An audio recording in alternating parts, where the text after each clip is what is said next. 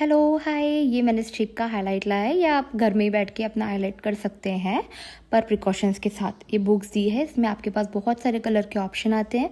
ये इन्होंने स्टिक का गाइडेंस दिया है आपको कैसे यूज़ करना है। इसमें आपको एक ब्रश देंगे, ब्रश के साथ आपको 2 ग्लव्स मिलेंगे प्लास्टिक के। आप वो खोल के वेयर करना, फिर ही ये सब यूज़ करना।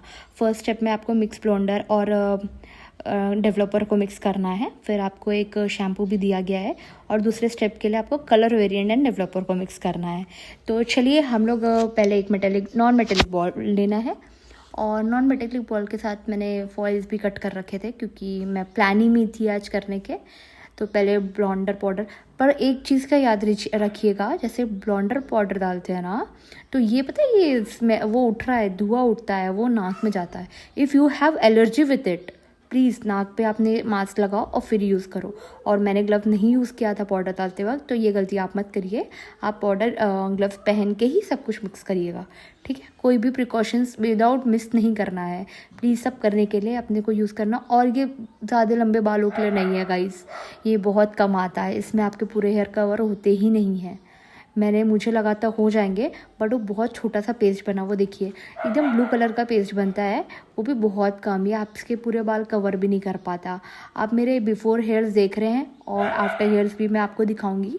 और मैं आपको पूरा प्रोसीजर इन फ्रंट बैठ के ही कर रही हूँ कि आप देखो मैंने क्या किया। मुझे आता नहीं है, I am not professional, but जैसा मुझे होता था और जैसा मुझे आता था मैंने उस हिसाब से कर लिया। तो आप अगर थोड़े एक्सपर्ट हो या आपको बहुत नॉलेज है तो आप अपने हेयर के पार्टीशन आपके हिसाब से कर सकते हैं, आपको जैसा भी करना हो।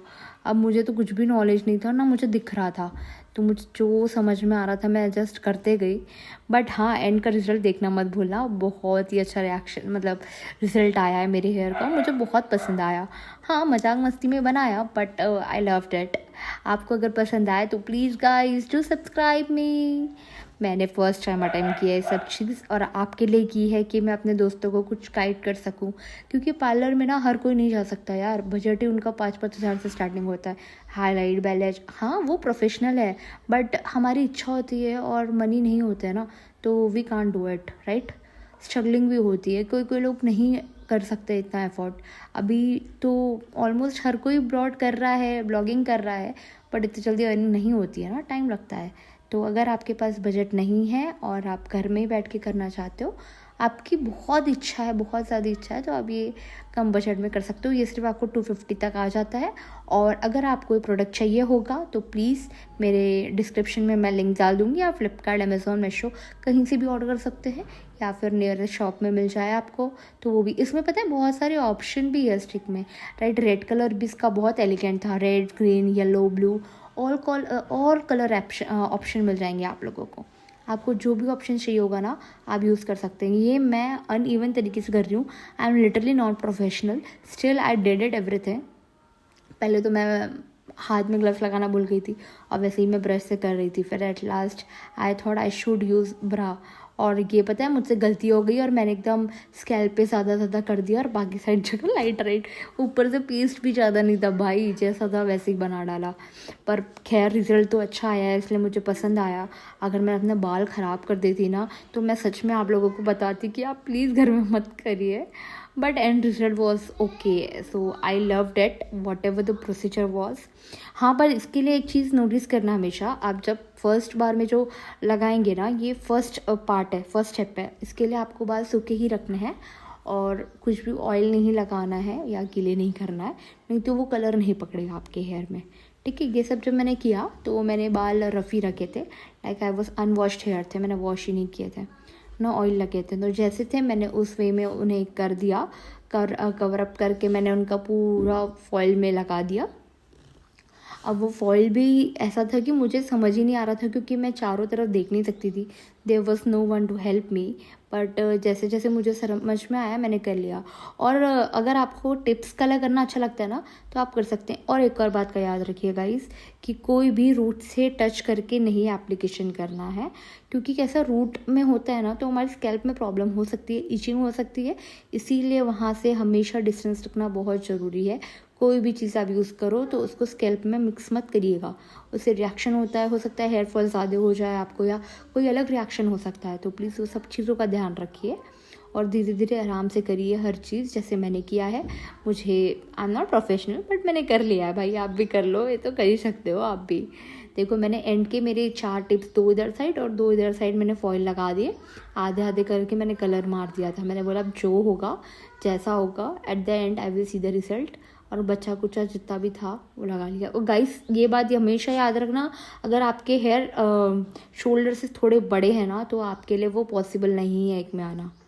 ये मैंने हेयर वॉश किया और हेयर वॉश किया तो मेरा ऐसा कुछ कलर उभर के आया था फर्स्ट स्टेप में। आप बताइए कैसा लग रहा है फर्स्ट स्टेप। इसके बाद अभी मैंने सेकंड स्टेप जब शुरू किया, इसमें मैंने कलरेंट डाला और डेवलपर मिक्स किया। तो ये सब कुछ मैंने आपके सामने ही किया है कि आपको मतलब कुछ भी वो ऐसा समझ में ना आए कि नहीं हो रहा है। उसमें डेवलपर और वो सब कुछ मिलाऊंगी मैं आपके सामने, उसको पूरा मिक्स करूंगी। और बस एक चीज़ का ध्यान रखना बहुत बहुत ज़रूरी है कि जब आप स्टेप 2 फॉलो करोगे उसके पहले आपको आपके बाल ड्राई करने हैं। फर्स्ट स्टेप करने के बाद जो हम हेयर वॉश करते हैं उसे हमें पूरे तरीके से ड्राई करने हैं। ये लिटरली मैंने आधे घंटे बाद सेकंड स्टेप स्टार्ट किया है क्योंकि मेरे हेयर जल्दी सूखे नहीं थे। पहले मैंने पूरे हेयर को अपने एक एक सुखाया है, उसके बाद ही जाके मैंने सेकेंड स्टेप चालू किया। क्योंकि अगर जब तक मैं बाल नहीं सुखाती ना तो वो कलर नहीं आता जो मुझे एक्चुअल में चाहिए था। और ये कलरेंट उसी के लिए दिया जाता है जो हम स्टेप 1 करते हैं ना, कहीं के डार्क वगैरह हो जाता है तो वो कलरेंट से मर्ज हो जाता है, इसलिए हम सेकेंड स्टेप यूज़ करते हैं। तो मैंने ये नॉर्मली पूरे हेयर में ही लगा दिया। मैंने बोला शायद जहाँ जहाँ हाईलाइट है वो थोड़ा लाइट हो जाएगा और जहाँ कुछ हुआ नहीं शायद वहाँ दिखेगा तो वो मर्ज जैसे दिखे। ये सेंस सोच के मैंने भाई पूरी जगह लगा लिया। वैसे इसे सिर्फ और सिर्फ हाईलाइट्स पे लगाए पड़ते हैं जहाँ जहाँ आपने हाईलाइट्स किए। जैसे अभी तो मैंने पूरे हेयर में किया था, आप स्ट्रिप वाइज करोगे ना, 2-2 3-3 स्ट्रिप यूज़ करके कर सकते हो। तो स्ट्रिप वही पोर्शन में आपको कलरेंट का यूज़ करना है। आप ऐसे यूज़ कर सकते हो और इसमें वापस फॉइल लगाना चाहो तो लगा लो या फिर मत लगाओ। मैं तो वैसे क्लचर बांधने के इरादे में थी बट स्टिल मैंने ऊपर किया था तो मैंने आपको दिखा दिया कि मैंने नीचे रूट में देखो पूरा रूट पकड़ के नीचे का कर रही हूँ। क्योंकि नीचे के हेयर लॉन्ग भी हो जाते हैं ना तो कलर उतना वो नहीं होता, दिखता है। ऊपर के जो जाते हैं वो बहुत अनइवन लगता है पर नीचे के चले जाता है। तो वो हिसाब से मैंने पूरे अपने जितने भी बचा हुआ हेयर था सब पे वो कलरेंट का जो मास्क था लगा लिया। क्योंकि वो इफ़ेक्ट मतलब अच्छा ही देता है, मर्ज हो जाता है। आई एम नॉट प्रोफेशनल, इसमें मुझे ज़्यादा कुछ नॉलेज तो नहीं है बट हाँ आप लोग ये सब करके ना आपका मतलब लुक चेंज कर सकते हैं कुछ टाइम के लिए। और जब आपके पास पैसे हो तो आप प्लीज़ और प्लीज़ जाके सैलून में ही करवाइएगा, बहुत सारे अच्छा। पर इससे एक चीज़ मैंने नोटिस किया, आपके हेयर ख़राब नहीं होंगे। लोग बोलते हैं ना डैमेज हो जाते हैं, रफ़ हो जाते हैं, बट जब मैंने ये किया तो इसके बाद मैंने आधा घंटा और एक चीज़ दोनों स्टेप में आपको 30 मिनट्स तक रहने देना है। ओके, ये मेरा एंड रिजल्ट है। आपको कैसा लगा प्लीज़, अच्छा लगा हो तो लाइक और सब्सक्राइब कीजिए। इफ़ कोई भी प्रॉब्लम हो तो कमेंट कीजिए।